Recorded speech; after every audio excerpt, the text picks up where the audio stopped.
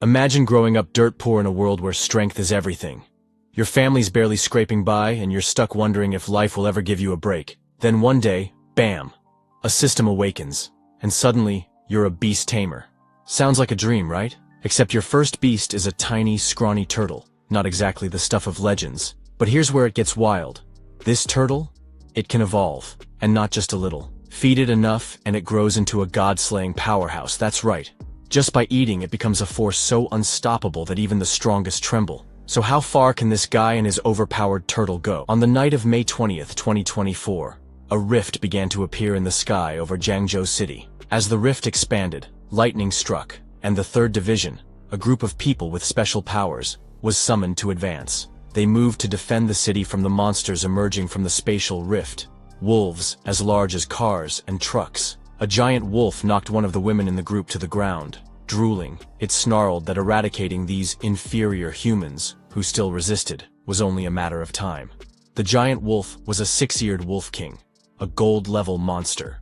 The 6-eared wolf left the woman behind and charged at the other humans, its claws and fangs swift as it attacked everyone in its path. A blue-haired woman was stunned to see the wolf's level, questioning whether this portal was of a higher rank than they had predicted. The giant wolf approached her with blood-stained claws, warning that it was now too late for her to uncover the truth. Just as the wolf was about to strike, a powerful force descended between them. Someone stepped in, declaring, "I'll handle the monster.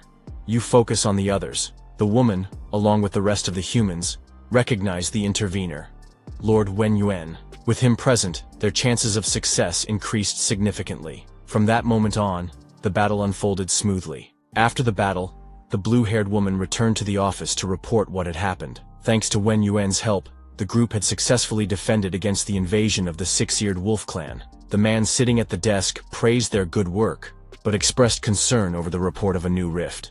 This time, Level C. This was already the 6th in the last decade. He was worried because at this rate, it would eventually become impossible to defend Yangzhou. The man stood up, stating that this was an issue they could no longer manage at the academy. Therefore, starting that year, superhumans from Marshall University would be exempt from cultural exams, and the admission score requirement would be cut in half. Meanwhile, in a classroom, students attended their lessons. One student asked his friend why he wasn't paying attention, pointing out that it would be embarrassing if they couldn't get into Marshall University because of low grades in cultural arts. The distracted friend retorted, "Aren't you doing the same thing?" before admitting he just wanted to sit near the beautiful Yanran. Hearing about Yanran, the first student showed envy towards Subai, who was seated close to the young woman. The girl they mentioned, Lin Yanran, a peach-haired beauty, tucked her hair behind her ear and asked Subai, "Do you plan to go to the academy or Marshall University? Graduation is approaching." Subai, his face buried in a book, replied, "I don't know." Raising his head, he explained that his grades were just average, questioning the need to study foreign languages and advanced mathematics in these chaotic times. He added that he couldn't attend Marshall University. His family wasn't wealthy enough for supplements, nor did he have any special abilities. What should I do? He wondered, starting to doubt whether he had truly made any progress. Yanran approached him, whispering, "Join the academy with me.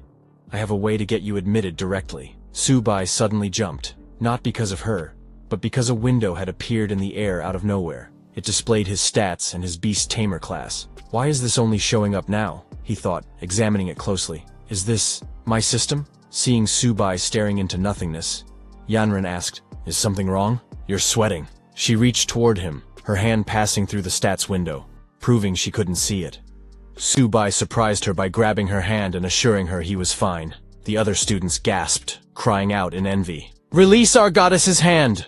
one shouted. Another, furious, was ready to attack Subai, until a teacher entered and ordered everyone to sit down. The teacher walked to the board and announced, "I have great news. Marshall University of Jiangzhou has just published an announcement. Starting this year, superhumans will be exempt from cultural exams and can enroll directly. Students with martial artist physiques will also have their cultural course score requirements halved." The news stunned the class. Some cheered. This was excellent for those with poor grades, while others jealously muttered about superhumans. The teacher added, "Anyone who has awakened abilities or possesses a martial foundation may visit my office to register." Subai found this intriguing. He had just awakened his abilities minutes earlier, and now he could enter Marshall University without exams. Yanran, noticing his deep thought, asked, Are you planning to attend the university? As they left school, Subai reflected on his situation. He had been in this world for 17 years. Over a century ago, in September 1906, the sky had suddenly split open, revealing massive spatial rifts. Enormous, crazed beasts invaded, wreaking havoc and destruction. Armies from all nations battled these creatures. 3 months later, they finally managed to eliminate them. However, as long as the rifts remained, new waves of monsters would periodically appear. Humans decided to send squads to investigate the rifts, and what they discovered on the other side was a vast, endless land. To prevent the beasts from continuing to invade through the rifts, military forces from various continents united and established military bases inside them. From there, they could deal with the beasts directly at their source. A new era for humanity had begun. On March 6th of the following year, the second rift appeared in the sky. On March 7th, the third rift emerged, followed by the fourth and fifth. Over the next 100 years, the number of rifts continued to increase at an accelerating pace. Now, the rifts were spread across the world, each connected to a specific race of beasts. Scientists named the battlefield beneath the rifts the battlefield of myriad races. As more rifts emerged, spiritual power on Earth began to recover, and humans gradually awakened martial powers and abilities. With the battles intensifying, conventional weapons repeatedly failed on the battlefield, while superhumans grew stronger. Eventually, they replaced firearms as the dominant force. The war between humans and the myriad races continues to this day. Subai realized that the decision made by Jungjo Martial University reflected the increasing danger in the city. Since activating his system, Subai resolved that he must protect his family in this chaotic world. The fastest way to increase his strength would be to enroll in the Martial University supported by the military. He headed to a monster shop, feeling fortunate to have awakened as a tamer. With this ability, all he needed to do was contract a beast to pass the exams without trouble. He checked his bank account and, seeing that he had 2,000 yen, felt relieved that he had saved some money, which he could now use. Upon entering the monster shop, he remembered that the system would indicate if there was a compatible beast, but no notification had appeared so far. The clerk welcomed him, asking if she could assist. He revealed that he was a tamer and inquired about the beasts she had for sale. The first beast the woman showed him was a black cat. She explained that its high price of 36,000 yen was due to its nether cat bloodline, which made it easily capable of evolving to the silver level. She also showed him a 4-eared dog priced at 33,000 yen, stating that it had the bloodline of a 6-eared wolf. From there, the monsters she presented began costing double or triple the price of the first. She was about to ask Subai if any of the monsters had caught his eye, when suddenly, he walked away. Subai continued on his way, wondering if the woman was trying to scam him. Beasts shouldn't be so expensive just because of a bloodline. He also questioned what was happening with his system, as no beast seemed compatible with him. Arriving home, Subai tossed his bag onto the floor. After a few steps, a system window appeared before him, alerting him to the presence of a compatible monster nearby. A small turtle. Reading the information, Subai wondered if the system was referring to his father's pet turtle. He looked at the turtle, which was lying on its back, questioning if this was really his rookie reward. The turtle was so tiny that he couldn't imagine what use it might have. Regardless, Subai decided to tame it. He couldn't head to the battlefield without a beast, and he could always choose a better one in the future. A power descended upon the turtle, and it was tamed through Subai's system. He received detailed information about the small turtle, discovering that it possessed the bloodline traits of a sacred black turtle, granting it the potential to grow infinitely until it could defeat gods. The information about the turtle almost made Subai think he was losing his mind. Lifting the turtle up with excitement, he celebrated his discovery. At that moment, a woman appeared at the door, her red eyes fixed on Subai. It was Su Xiaomei, Subai's sister, who immediately demanded he put down their father's treasured pet. The protagonist was about to explain that he hadn't done anything, but the turtle suddenly leapt from his hands and dived into a bag of food. Subai quickly tried to retrieve the turtle as his sister questioned why it was eating so much, considering their father had already fed it that morning. The protagonist realized that the turtle's appetite must have grown, leading him to wonder if it was on the verge of evolving. Because of this, he decided to give it even more food. About half an hour later, their parents returned home only to find a scene that left them horrified. Their house looked like it had been ransacked. Su Xiaomei was running around trying to protect her last snacks, while the turtle chased her, ravenous. Their father questioned whether that speedy turtle was really his Xiaoba, while their mother wondered aloud if a turtle could move that fast. Subai scratched his head awkwardly, saying he could explain. With the house in ruins, Subai's smile faded as he lowered his head. He knew his parents had already been through enough. It was better not to tell them that Xiaoba's stomach seemed to be a bottomless pit. He resolved to figure out how to handle the situation on his own. The turtle, Xiaoba, let out a loud burp, having finished off Su Xiaomei's remaining snacks. At that moment, the turtle released a massive burst of energy, projecting a hologram of a giant beast. The protagonist was stunned, wondering if the gluttonous turtle was finally full, and if its black turtle bloodline was about to erupt. Xiaoba's eruption shadow vanished in an instant. The black turtle bloodline hadn't awakened. But the creature became even more restless, prompting Subai to head to a certain place. When the shop assistant saw Subai back at the beast store, she asked if he had finally decided what he wanted. However, he explained that he wasn't there to buy anything this time. Lowering his voice, he told the woman that he had the blood of an exotic beast and asked if she was interested in buying it. The woman was taken aback and exclaimed loudly, asking if he truly had exotic beast blood. Her voice caught the attention of a man seated at a nearby table. The man stood up and told the assistant to let him handle the matter. He was her boss. The man invited Subai to sit down and talk, asking if he could see the quality of the blood he claimed to have. Smelling the vial containing the blood, the man confirmed that it was indeed high-quality exotic beast blood. He turned to Subai and asked how much he wanted for it. Subai had struggled a lot to extract Xiaoba's blood, so he had planned to ask for 100 yuan. But before Subai could state his price, the man offered him 1,000 yuan. Surprised, Subai stood up, asking if the man was really offering 1,000. The man smiled and said it was just a joke, then raised the offer to 10,000 yuan for the high-quality blood. Hearing the new price, Subai's eyes lit up. The man misinterpreted his reaction, thinking the young man believed the amount was too low. As a result, he raised the offer again to 15,000 yuan, adding that he couldn't go any higher than that. Subai's eyes sparkled with money signs. He hadn't imagined Xiaoba's blood would be worth so much, and could barely suppress his grin. Accepting the offer, Subai pretended to be generous, saying that if he weren't in a rush, he wouldn't sell it for that price. As Subai left, the shop owner bid him farewell and asked him to return if he ever had more valuable goods to sell. Checking his bank account, Subai hadn't expected exotic beast blood to be so valuable. Selling it for 15,000 yuan would help Xiaoba grow significantly. As he strolled through the streets, Subai received a call from Teacher Li. She informed him that the academic results were out and mentioned some important news.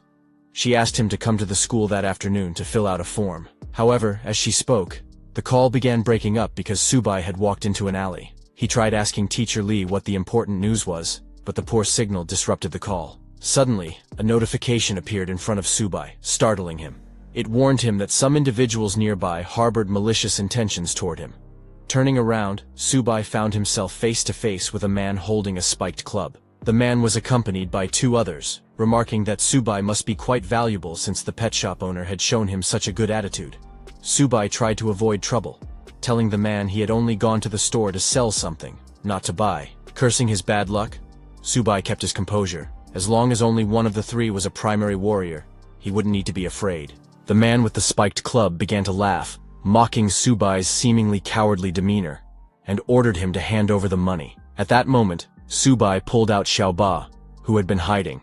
"All right, I'll hand over everything now. Take this." He hurled the turtle at the bald man holding the club, catching him off guard. The thug used his club to shield himself from the turtle, his eyes widening in anger. But in the next moment, they widened even further, in pain. Like cracking an egg to make an omelet, Subai delivered a brutal kick to the thug's lower parts. The other two thugs were alarmed by what had happened to their boss. Gaining their courage, they charged at Subai. As he fled with the little turtle, Subai asked Xiaoba if she was okay. After hitting the club, holding Xiaoba, Subai used her as a weapon. Dodging one thug, he struck another with the turtle.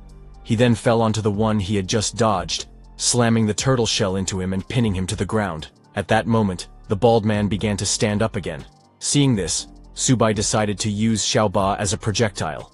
He threw the turtle straight at the bald man's face, hitting him squarely. The thug fell to the ground, losing his gold tooth in the process. Having defeated all the thugs, Subai warned them that they'd brought this on themselves by provoking him.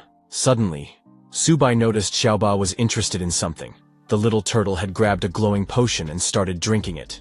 Subai ran toward her, asking what she had found. The potion bottle suddenly disappeared from the turtle's mouth. Holding the bottle, Subai realized it was a blood and chi potion. He was stunned, knowing such a potion was worth tens of thousands of yuan. He also drank some of it. Suddenly, Xiaoba began to glow while straining herself. Concerned, Subai wondered if the turtle could digest the potion she had consumed. However, the next moment left him shocked. An energy surrounded him, and he felt himself growing stronger. Subai's stats window appeared before him. He was amazed to see the blood and chi potion had a tremendous effect. His stats had significantly increased, and he had also gained a new talent. This talent allowed any beasts he tamed to evolve infinitely. Looking at Xiaoba's stats, Subai was even more impressed. Her physique and defense had increased to 32 and 38, respectively. Additionally, her size had grown, and she now had an ability that boosted her defense by 300%. However, her bloodline had not yet been fully unlocked. Subai recalled learning in class that even powerful exotic beasts could only reach a maximum level of 30. Seeing how strong Xiaoba already was, Subai wondered what would happen when her bloodline was fully activated. Picking up the turtle, he remarked that since she had eaten, they should move quickly now. Upon arriving at school, Subai learned that academic results had been released, and applications needed to be submitted that day. The teacher also explained to the class that the next day, an academy professor would visit for special admissions.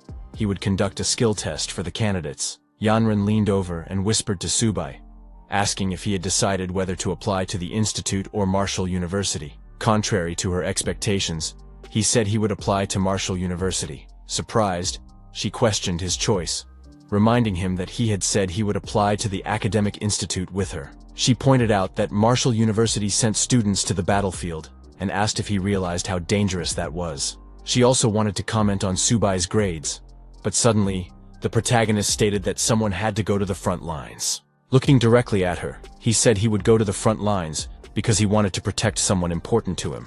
Yanran was shocked, wondering if the important person he mentioned was her. At that moment, an instructor approached Lin Yanran, asking which program she intended to apply for. Subai believed Yanran hadn't awakened her abilities, and, since she had never trained her body, thought she should apply to the institute. However, Yanran replied that she hadn't decided yet, and asked for more time to think it over.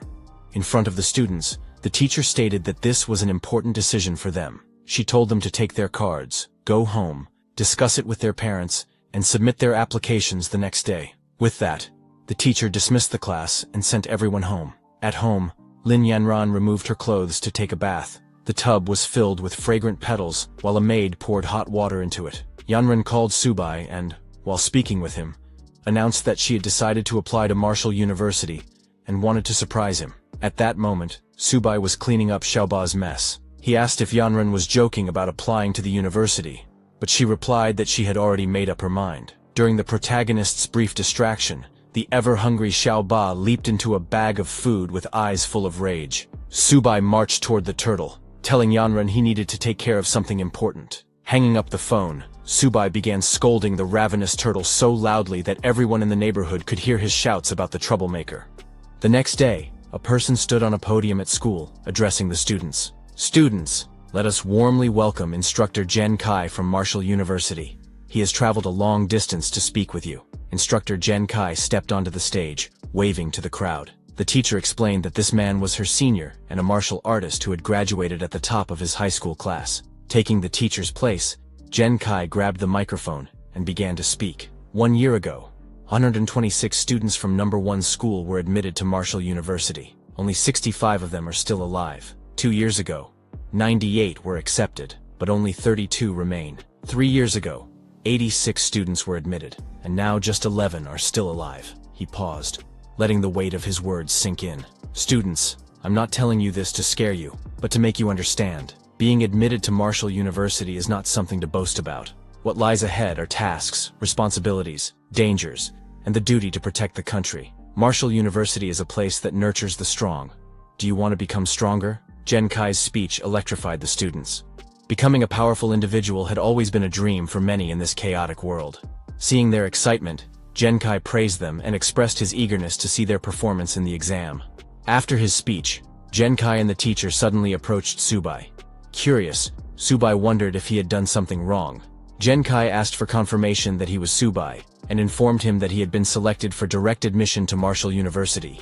He could go immediately to prepare for the entrance test. Subai was stunned. The students around him were equally shocked. Genkai confirmed it again, explaining that a bus was already waiting for him at the school gate. Many couldn't believe Subai had been chosen. Others speculated that he must have connections. Frustration and envy filled the air. The bus took Subai and the other students to Marshall University. Upon stepping off, they were struck by the sheer size of the place.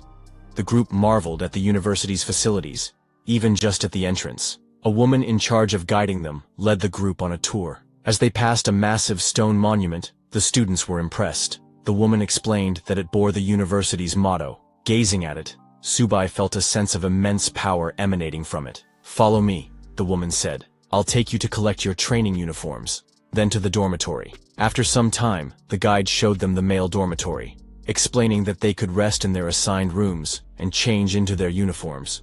Someone would later announce the start time for the entrance exam. Upon arriving at his designated room, Subai heard voices from inside. A guy was bragging to the others about how his father had acquired the blood of an extremely rare beast. The others were impressed by the blood's color, and one commented that he had received powdered chi blood, though he admitted it wasn't as rare. Subai opened the door and introduced himself. The guy showing off the potion introduced himself as Han Jiagang, while the other two were Tao Jiajun, who wore his hair in a bun, and Fan Chaowen, who had a shaved head. Tao Jiajun smiled.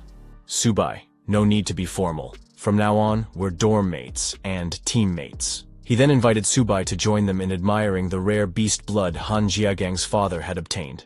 Han Jiagang proudly showed the vial. "My father contacted people across the country to secure one of only 3 identical vials." Hearing this, Subai wondered if this was the same blood he had sold. One of the roommates asked if it had been expensive. "Each vial cost around 30,000 yuan, Han Jiagang boasted. "All 3 totaled just under 100,000. Subai was furious.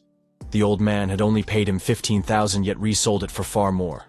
Suddenly, Han Jiagang urged them to look out the window, pointing at a stunningly beautiful girl walking toward the dormitory. "She's definitely this year's most beautiful girl." The girl was stopped by a dorm monitor. "Who are you looking for in the male dormitory?" At the window, Subai's 3 roommates were struck by her beauty, agreeing she had to be the campus queen. Fan Chaowen wondered who she was looking for. Amidst the admiring gazes, the young woman, Lin Yanran, spoke. "I'm looking for Subai." The dorm monitor glanced toward the building and shouted, "Subai! Come down! A beautiful girl is asking for you." The 3 roommates turned incredulous eyes toward Subai, but he was already heading downstairs calling, "I'll go first." Han Jiagang pulled a face. "Is she really here for Subai?" Tao Jiajun was in disbelief, while Fan Chaowen praised Subai. What an achievement! When Subai met Yanran, she smiled. "You look strong in your training uniform." He waved awkwardly. "Really?" She stepped closer, adjusting his collar, making him blush. Even more handsome now. Students watching from the windows seethed with jealousy. Many cursed Subai for daring to have the campus beauty fix his clothes. Yanran then brought up an important topic. "Are you upset about the direct mission?"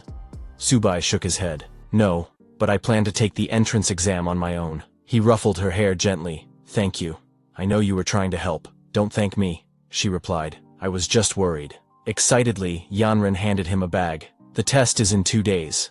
These elixirs will help." Subai felt embarrassed. "You've already done enough. Keep them for yourself." But Yanran didn't give him a chance to refuse. With a quick goodbye, she left. As she walked away, every young man in the male dormitory burned with hatred for Subai. They vowed to investigate him and punish him for daring to touch their goddess. When Subai returned to the room, his 3 roommates bombarded him with questions about Yanran. They made him sit in a chair, acting friendly as they tried to learn more about the girl. They wanted to know what kind of relationship Subai had with her, but he claimed they were just classmates. Han Jiagang got straight to the point, asking if Subai could introduce them to some of her friends since they knew each other. The protagonist thought about it for a moment, but Han Jiagang quickly changed the topic, suggesting that since they had just met, they should go out for dinner that evening to eat and chat. The 3 then left Subai alone in the room to rest while they prepared for the dinner arrangements. Left alone, the protagonist took Xiaoba out of his backpack. He found his 3 roommates quite interesting. Since he was alone, he also decided to check what kind of elixir Yanran had given him. With Xiaoba perched on his shoulder to get some fresh air, he took out the first vial.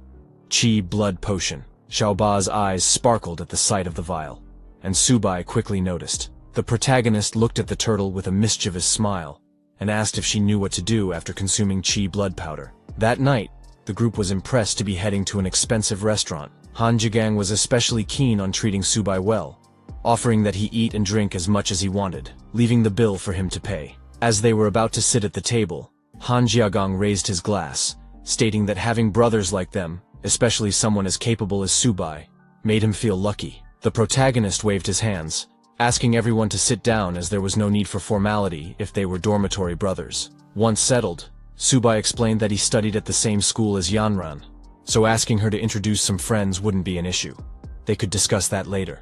Seizing the opportunity, he asked Han Jiagang for help with something. Hearing that Subai was going to introduce some girls, Han Jiagang immediately offered his assistance. The protagonist said it wasn't a big deal, placing a vial on the table. He explained that he needed Han Jiagang's help in selling it. Han Jiagang took the blood vial for closer inspection, and the others noticed that the blood was of even higher quality than what Han Jiagang had bragged about earlier. Carefully examining it, Han Jiagang remarked that he had never seen blood of such high quality before. Han Jiagang quickly grabbed his phone, saying that the blood of this beast seemed so rare that he was hesitant to estimate the price himself. Therefore, he would call his father to have him assess it. Subai didn't mind, leaning back in his chair as Han Jiagang made the call while they continued eating. When Han Jiagang's father answered the phone, he began yelling at his son, complaining that he was spending money again. He had sent him to university to become a martial artist, not to waste time partying. Han Jiagang tried to calm his father, explaining that he wasn't calling for money but to handle serious business. While smoking a cigar, Han Jiagang's father listened as his son told him about a classmate with 7 units of rare beast blood he wanted to sell, blood of even higher quality than the 3 he had acquired, making it impossible to estimate the price. The father was incredulous, asking if his son was sure. Han Jiagang swore, asserting that if he didn't believe him, he could come see for himself. The father demanded the address, saying he would be sending a man named Master Chow immediately. An hour later, Master Chow arrived at the restaurant. Upon seeing the beast blood, he was impressed. Top tier.